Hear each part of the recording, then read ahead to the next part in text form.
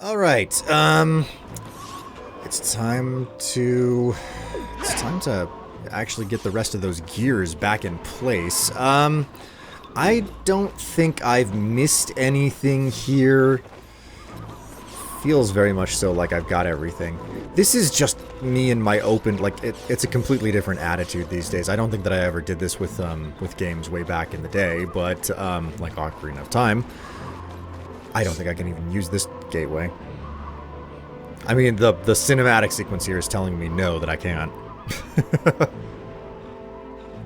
Yep, look at that confused look. Well, you're not wrong, Fox.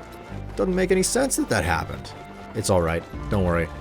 We'll be able to use that doorway in no time. All we gotta do is, repair that bridge. Which I'm fairly certain that there's nothing around here. I keep searching. I keep searching like I've missed something that for some reason is blatantly obvious right out in the open, and I just haven't looked yet. That's all my problem. I just haven't looked yet. That's not the case. It's not the case at all. There's nothing left to find. I just need to put the cogs onto it. Just watch. They're gonna make me do all of these. Alright, cool. There's one. Yeah, they're gonna make me do all of them, one by one. That's fine. Man. Look at him. Civil engineer. Fox McCloud. And he is just... He's doing a great job there. Really incredible. He should be wearing a hard hat. That's the way people would know that he was responsible for that little engineering gig. You know, one thing that I will always remember about this generation of video games is the fact that they had to fully animate placing every foot on every rung of the ladder. Like, there was a certain amount of, like, fooling it that you were still able to do during the PlayStation 1 and 64 era. That being said, I think that it was, every foot went on every rung of the ladder in Ocarina of Time, because I remember climbing up and down so many ladders in that game. Okay, well, seems pretty obvious what to do. Tricky, if you would please...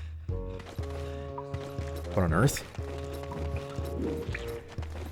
Why isn't it working? Tricky? Can you not use your fire breath here? Uh-oh. I mean, it seems obvious. What am I doing wrong? What's this? Beyond the leap of faith lies an ancient prize. That doesn't help me at all. I have to reach the leap of faith, which has to be this right over here. Oh, wait a minute. I see it. A big old button that I have to awkwardly shoot at with a joystick. I have to awkwardly joystick game. Doesn't look like I'm missing any of the buttons. And I have a... Yeah, I know, Tricky. There is something near and you need to take care of it. I didn't miss any buttons. Now all I have to do is just awkwardly wait for Tricky to actually finish doing fire breath each and every single time. I mean, it's like he lights it up with just the tiniest puff, but then he sits there and he breathes for like an entire 2 seconds. And it's like, why are you doing that? You're overdoing it, okay? You don't need to make the steak well done. Medium is just fine. I know everybody's different on it, but I'm just letting you know we're not trying to overcook the steak in this situation. You know, we're not looking for well done. We just need... Rare is good enough in this case. Why? Because nobody here is going to eat a rare steak. And if you are one of those people, please go ahead, tell me why it is that you like raw meat in your mouth. I don't understand it at all. In all honesty, it took me a long time to come away from... What on earth? Was this supposed to be unexpected? It was blatantly obvious that they put a notification right out front. It was like a leap of faith for the bridge. And it was like, yeah, I'll never figure that out. Alright, Tricky, melt it. It looks like there's a horn in there. I hope we didn't warp the brass. That would be really awkward. It's like, oh no, it doesn't work anymore. The dinosaur horn. If you find a horn pad on the ground, you can use this horn to call for help. Okay, that works. Wouldn't it be awkward if the flames to thaw it out resulted in like warping the horn, and instead of calling dinosaurs, you ended up calling their like arch nemesis, the walking, talking meteor tribe, which are responsible for wiping out all of the dinosaurs whenever they arrived on terra firma in, you know, BC 50,000 or something. I'm sorry, BCE 50,000. I'm being terribly facetious right now. Anyways, you just you get back to the elder with the dinosaur horn, and you're like, yeah, I found your ancestral artifact, and he's like, why has it been completely bent out of shape? It looks like you tried to forge it into a new type of instrument. That's not how this works. It was priceless.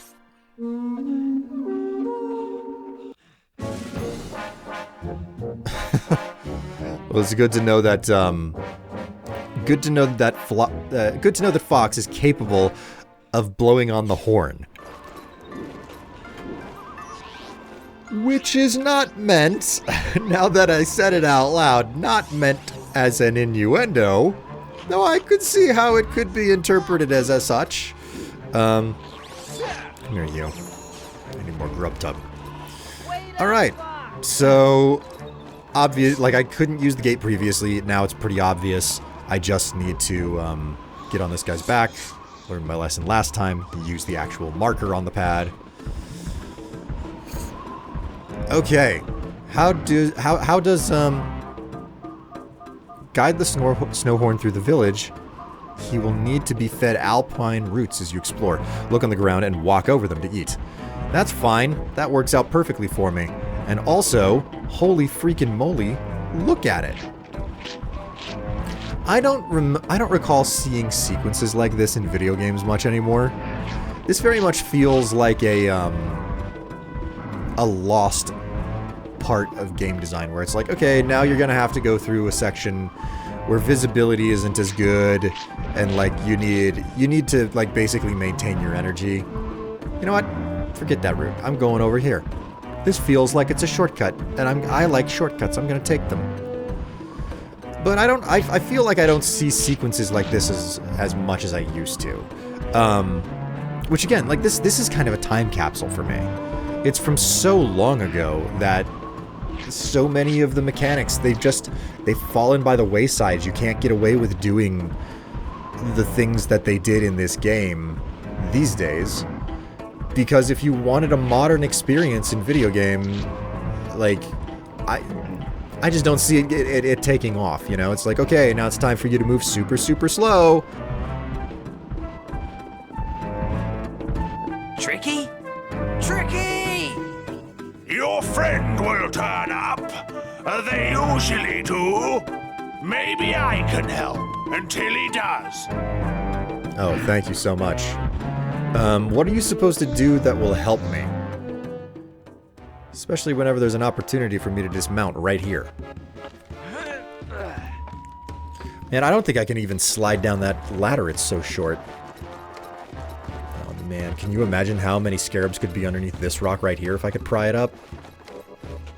Oh, okay, this is what you were supposed to help me with. That's fine. That's cool. I probably should have noticed that. It was immediately in front of my face whenever I hopped onto your back. I really do like the design of the snow horns, though. They exemplify just how impressive the fur mechanics are. Fox has plenty of fur, but he's not showing as much fur as these snow horns are. So they really show off the fur drawing quite well.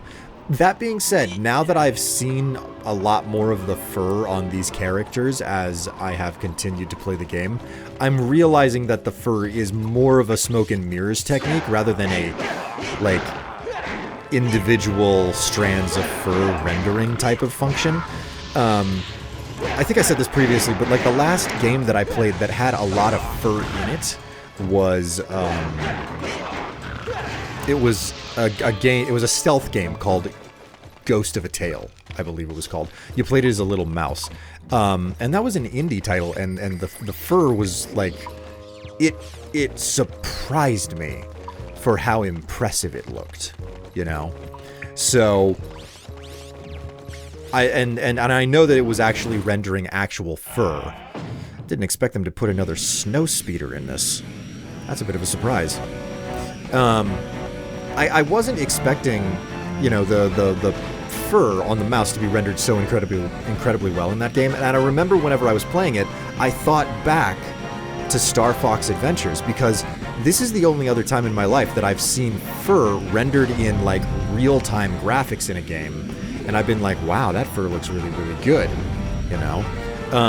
Which, part of me wonders if anthropomorphic creatures in video games aren't a very common thing to see these days. Not that they ever really were, probably, but anthropomorphic creatures not really being a thing in video games feels like it might have something to do with the fact that we can do fur now, but it's still a pain to do fur, if that makes any sense. Oh my word. Oh, I remember screenshots of this right here. Screenshots of Fox on this conveyor belt, like from GameSpot or IGN. Oh my god. That's a memory I haven't had in a long time. Ooh. Okay, we're getting past. Whew. Okay, we didn't end up in the furnace. Hello? Have anything to say? No? Too busy being domesticated on the hamster wheel of Mammoth. The woolly mammoth. Now there's something that's interesting that I haven't thought of in a while. So the mammoth tusks, ivory is what they're called. Basically, the tusks are made out of a material that's known as ivory, and you know, trophy hunting elephants with tusks was a really big thing for a long time, and it was eventually outlawed and everything, rightly so, because it's like, yeah, you're hunting the creatures to extinction just for their tusks. This doesn't make any sense. So, something that I find fascinating is that it's twofold. One, flooding markets with counterfeit ivory. I mean, it was a long time ago that I remember hearing about this, but like, yeah, like scientists figured out how to cheaply synthesize ivory, and they were flooding markets with it in order to crash the value of ivory so that nobody would want to buy the real ivory anymore, and thus it became economically infeasible to poach the actual elephants. Like that was a fascinating thing I remember. And I don't know where it went or anything. I just remember hearing, you know, story or hearing news reports about it. That was probably 15 years ago now. Not a recent thing. I don't think there's anything down in that pit there. But the other thing that I remember learning is that, like, there's a bunch of permafrost in Russia and, like, Siberia and places like that. Lovely, a cannonball to the face. Where evidently,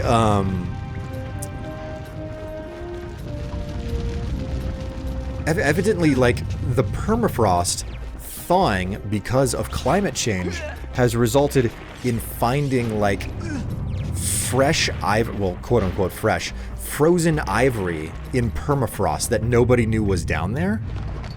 And it turned out it was possible to, you know, like, pick it up as a trophy. It's like, oh yeah, you get the trophy of the ivory without any of the, like, problem of killing a living creature for it. At the same time, I look at that and I'm like, I don't know, man. Sounds a whole lot like, you know, million year frozen, you know, woolly mammoths from a different age that have been, like, it seems like it might have archaeological value. That's all I'm saying. It was novel to think that it was possible to, you know, it's like, oh yeah, you can do it without the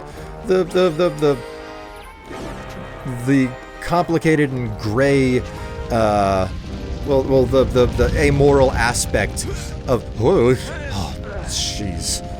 Oh, Bridges, man. Me and Bridges. it's morally ambiguous at best, you know, to go and do anything with ivory. And then, you know, it's like, oh, hey, you don't have to actually kill a creature to get the ivory. All you gotta do is, like, collect up some ivory that's now, you know, thawing out of the permafrost. And no, it didn't belong to elephants, it belonged to mammoths. Also, I'm lost. Like, I am absolutely lost right now. I do not know where the game wants me to go. I have gotten myself completely lost on this aside here. I can't go through that ice wall until I have Tricky back with me. Old hamster wheel over here doesn't have anything to say. Yeah, more scarabs. I need to pad my wallet as much as I can. I've actually done enough editing to know that I keep saying that phrase, pad my wallet, way too frequently. Never thought, like, one of the strangest things about editing your own videos is coming to realize the idiosyncrasies of your own language. Where it's just like, yeah, I do use those, I use those words, I use the same words over and over, don't I?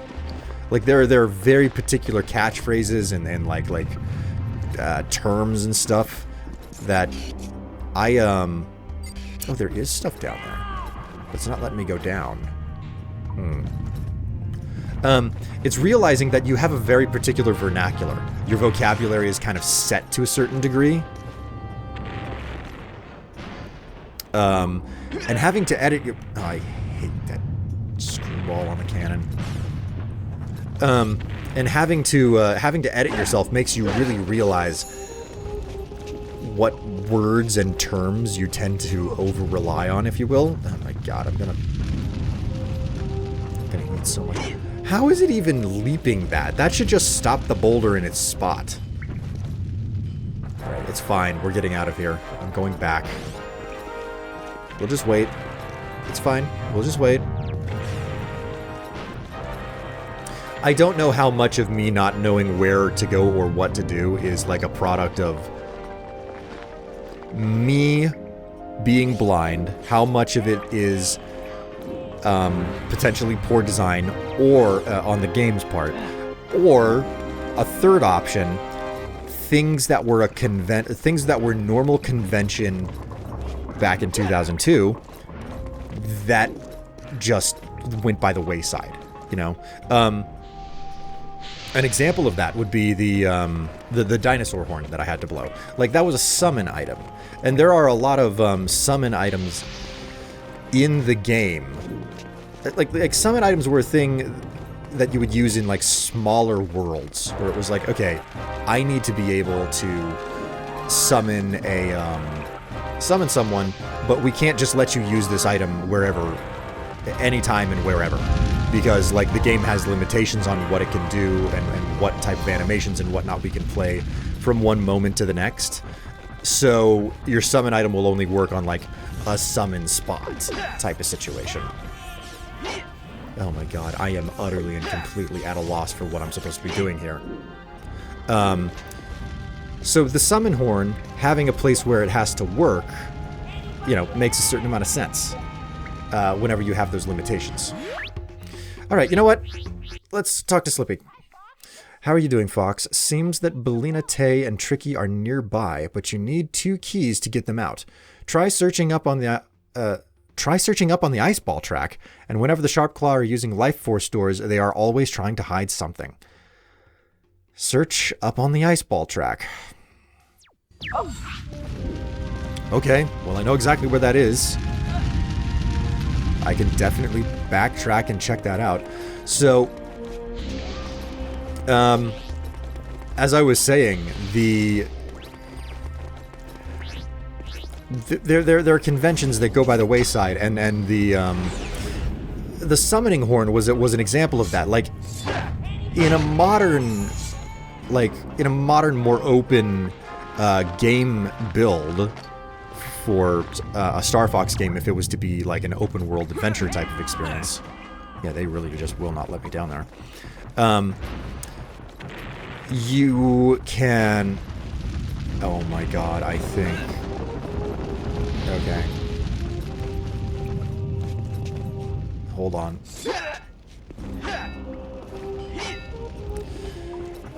No.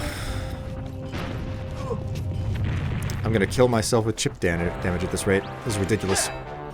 It's fine. It's okay. There's a little bit of health right here. Just wait for him to go by. Oh my god. Hold on. Wait a minute. Let's see if we can do this before the boulder comes and hits me.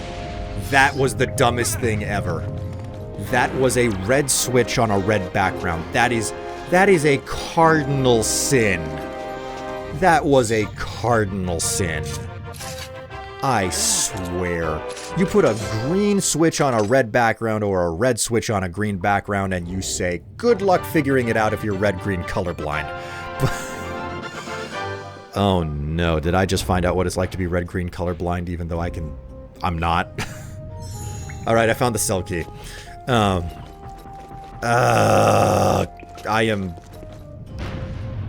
very annoyed right now. I'm very annoyed right now by what just happened. Gotta keep moving. I don't want any of those cannonballs to hit me. So anyways, like, convention falling to the wayside, you know? Convention falling to the wayside is a very common thing in video games because, you know, they're a living medium. You know, they change with people, they change with technology, they change with convention, and for certain, the ability to use a summon item only in specific places makes sense whenever you have, you know, hardware limitations, what the system is capable of doing and everything, and then you also have, but then you carry those conventions forward with you to, you know, like the next generation of game system, because I remember when summon items were something that you still had to go out of your way to find, because it was like, well, summon items were in the last game, so we're just going to put them in the new game, but, like, they're less restrictive now, you know? And then, you know, before long, the summon items just go away. They're like, we really don't need an entire dedicated mechanic for that anymore. Tricky, you lazy, wake up. Oh. Was that it? Alright, I'm not complaining. I am not complaining at all. This is fantastic. I've actually got Tricky following me without having to go through a cutscene. I'm gonna call that a win, right there. Not having to watch a unnecessary cutscene to be like, hey, we're back together. Although, in all honesty, Tricky absolutely should have been chastised by Fox for going alone again. Why does he, like, sigh? Why does he breathe a sigh of relief like he's just finished, like, lifting a heavy box when all he did was, like, twist the spear and open up a container? I don't understand. It feels a lot like they're making more out of almost nothing. To use an old adage, they're making a mountain out of a molehill. Ugh. Okay, that's fine. Oh, it's fine. I'm fine with being on fire. Okay, now we can release the princess or something? It was the... No, this would be the gatekeeper's daughter, wouldn't it? Sup? Who are you? I am Fox, and this is the Crown Prince of the Earthwalkers.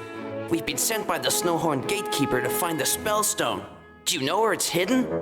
My name is Bellina Tay. The Gatekeeper is my father. Did he send you to rescue me? I'm sorry, Bellina, but he feels you have betrayed the beliefs of the Gatekeepers.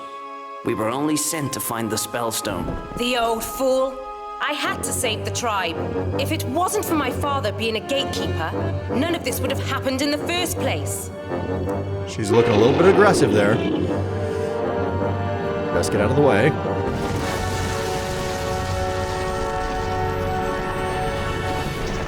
Okay, listen, Miss Tay, don't take out your frustrations with your father on Fox, or me, or the Crown Prince for that matter. I can hardly see that rock slide. It's so dark. I wish there was a brightness slider in this game. Bellina, are you there? Listen carefully. Find a to the bottom of the mine. I'll meet you there.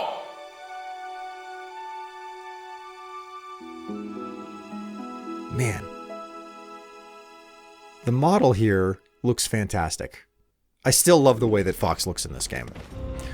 All right, cool. So, we're going to journey lower to the bottom of the mine and find out what is next. You'll have to wait until the next episode there because I'm going to save and stop for the time being. See you next time.